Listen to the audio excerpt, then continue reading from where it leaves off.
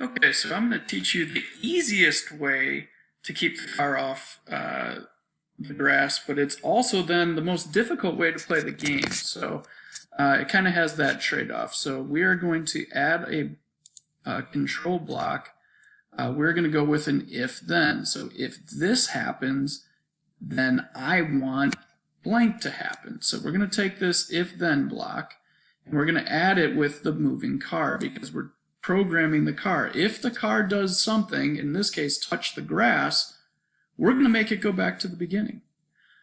So we're going to use the sensing because this will sense different colors. So we're going to put this one in. You see it lights up white, so I can let it go. And then all I need to do is click in the colors. There's this color picker down here. And what we're going to pick is the red of the car. So if this car touches, and we're going to just do the same thing. Well, if it's touching, we don't want it to be red. We're going to color pick again if it touches the grass. So now if the car touches the grass, because we're on the program of the code for the car, what do we want it to do? Well, we're going to play the hard version. We're going to make it go back to the beginning.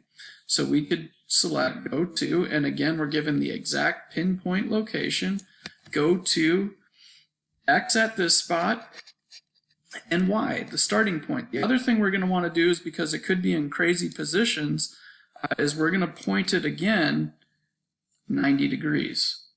And then this will make for the hard version. So if I was to go, I touch the grass, you'll see that it automatically brings me back. And if I crash, boom, I'm right back. So that is the easiest way for a challenging game. Good luck.